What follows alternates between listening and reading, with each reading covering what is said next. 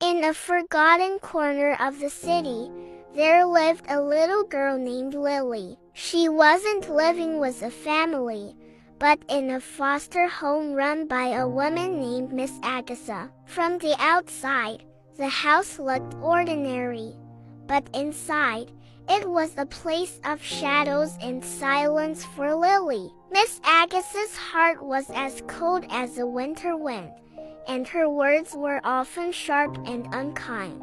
Lily tried her best to be good, to be invisible, but it was never enough. The smallest things, like a misplaced toy or a late-night whisper, would bring on Miss Agatha's displeasure. One afternoon, after a particularly harsh scolding, Lily's small heart couldn't take it anymore. She saw a police car driving down the street and, with a surge of desperate hope, she ran out.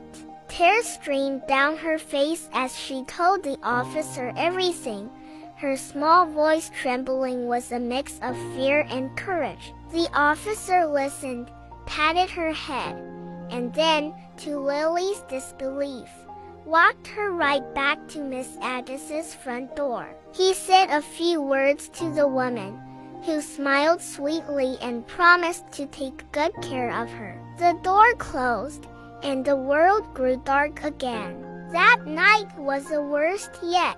As punishment for telling tales, Lily was sent to her room with no dinner. A profound sadness settled over her, heavier than any she had felt before. But in that sadness, a tiny spark of defiance ignited. She knew she couldn't stay. She had to find a new path, even if she had to make it herself. Waiting until the house was quiet, she packed a small bag with her only treasures, a worn-out storybook and a little wooden bird her mother had carved for her. With a final look at the house that had been her cage, Lily slipped out into the moonlit street and ran. She ran until her legs ached, until the city lights were just a distant glow. She found herself at the edge of an old, quiet forest, where she met an old woman gathering herbs. The woman's eyes were kind,